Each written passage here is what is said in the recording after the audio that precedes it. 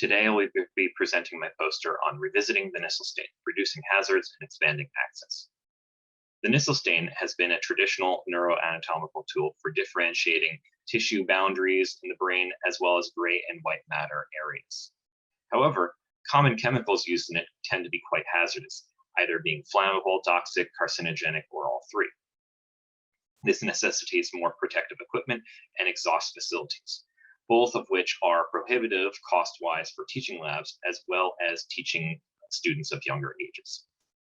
So I sought to see what could be replaced hazard-wise in this protocol by changing out the delipidation and differentiation agents and seeing if it had equal or lesser or better quality compared to traditional Nissl staining. This is a brief list of reagents replaced. Combinations of alcohols and detergents are listed. Formaldehyde fixed tissue sections were mounted on gelatinized slides. We focused on the nucleus accumbens core due to the close nature of gray and white matter.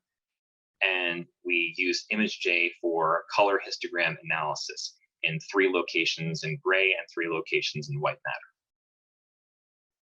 Here are some example images of the different protocols applied in the results. So we have the regular Nissl stain protocol and what it tends to look like close up at this magnification. And we see that having an ethanol delipidation, ethanol differentiation combo resulted in an equivalent type of staining, as well as using isopropanol as a delipidation reagent. And so alcohols seem to be an effective stand-in for delipidation. Additionally, we had some interesting coloration effects when we decided to have ethanol be the delipidation reagent, and then we used other substances such as acidified water, diluted dish soap, and diluted trident for differentiation, where gray and white matter were color distinct. Next, when we tried to use trident as a delipidation reagent, that was also effective in delipidating at different concentrations, and these stains look rather comparable to traditional Nissl staining. When we utilized less often used differentiation agents, we had that same color distinction that you saw previously between gray and white matter. We did not quantify delipidation with dish soap due to distortion of tissue, but we have numbers for all the other protocol combinations here.